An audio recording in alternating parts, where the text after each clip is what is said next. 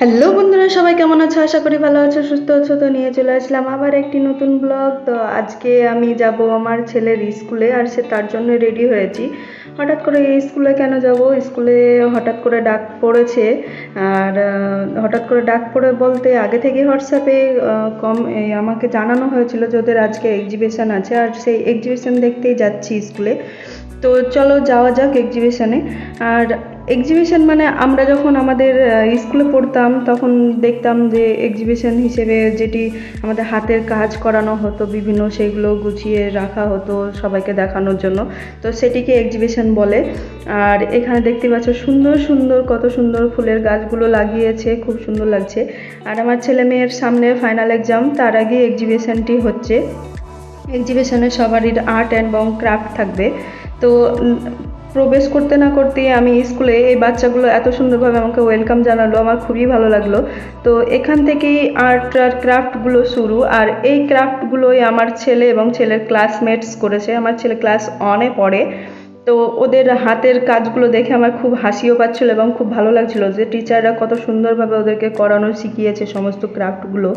তো খুবই ভালো লাগলো। ক্লাস 1-এর ক্রাফট হিসেবে যথেষ্ট খুব সুন্দর করেছে ওরা। আর ক্লাস 1-এ ওদেরকে অতিরিক্ত চাপ দেওয়া হয় না, খুব সুন্দরভাবে ওরা সিম্পলভাবেই কাজটি করে।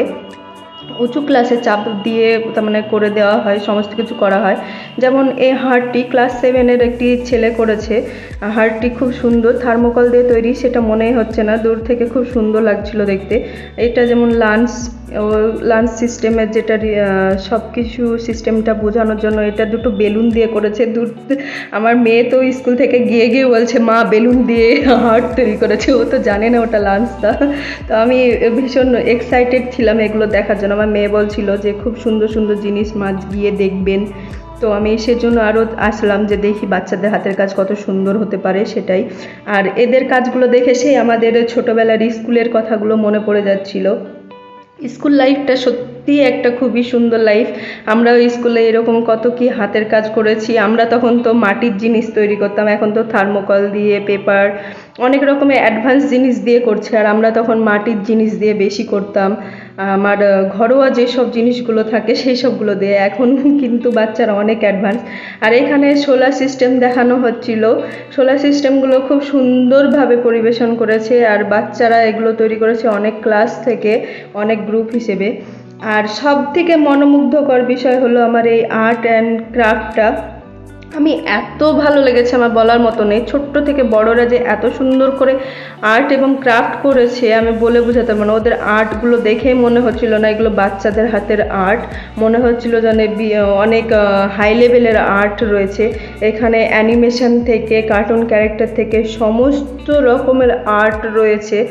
আর আর্টগুলো দেখে কেউ কল্পনা করতে পারবে না এগুলো ক্লাস 1 থেকে 7 পর্যন্ত ক্লাসের আর্ট এবং ক্রাফট রয়েছে।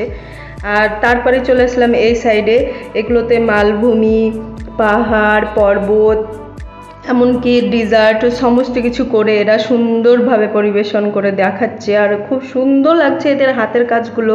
তোমাদেরকে কেমন লাগছে অবশ্যই জানাবে। একটি বাচ্চা শুধু যে পড়াশোনার ক্ষেত্রেই যে ভালো হওয়া উচিত সেটা নয়, বাচ্চাদের অনেক রকমের অ্যাক্টিভিটি থাকে, সেটি এই আর্ট এবং ক্রাফট এবং এক্সিবিশনের সাহায্যে তুলে ধরা হয়। আর এই বাচ্চাটির আমি এই মেশিনটা আমার খুব ভালো লেগেছিল। এটি একটি ভেন্ডিং মেশিনের মতো ছিল, ম্যাজিক বক্সের মতো একটি চিরকুট বেরোচ্ছিল ভবিষ্যতের কথা হিসেবে। তো এখানে অনেক রকমের আর্ট অ্যান্ড ক্রাফট ছিল, তার সঙ্গে অনেক কাজ, অনেক লেখা, অনেক কবিতা, অনেক কিছুই দেখানো হয়েছে। তো আমার খুব সুন্দর লেগেছে বাচ্চাদের এই পরিবেশ, বাচ্চাদের এত মাইন্ড অ্যাক্টিভিটি আছে সেটা জানতে পারার পর। তো বাচ্চাদেরকে যেমনভাবে তৈরি করবে সে সেইভাবেই তৈরি হবে। তো তোমরাও চেষ্টা করবে বাচ্চাদেরকে এইরকম অ্যাক্টিভিটিগুলো বাড়িতেও করানোর। আমার খুব ইচ্ছে জাগে বাচ্চাদেরকে করানো, কিন্তু আমার বাচ্চারা জানি না কতটা অ্যাক্টিভেট আছে। তো এখানে টারবাইন ঘুরে কীভাবে বিদ্যুৎ তৈরি হচ্ছিল সেটিও দেখাচ্ছিল।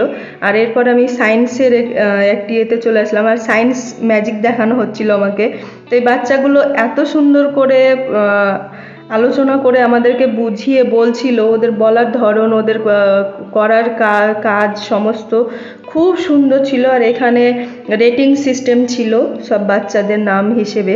তো আমি অবশ্যই সবাইকে রেটিং দিয়েছি 4 স্টার 5 স্টার, যেটি আমার খুব সুন্দর লেগেছে তাদেরকে সব 5 স্টার দিয়ে এসেছি।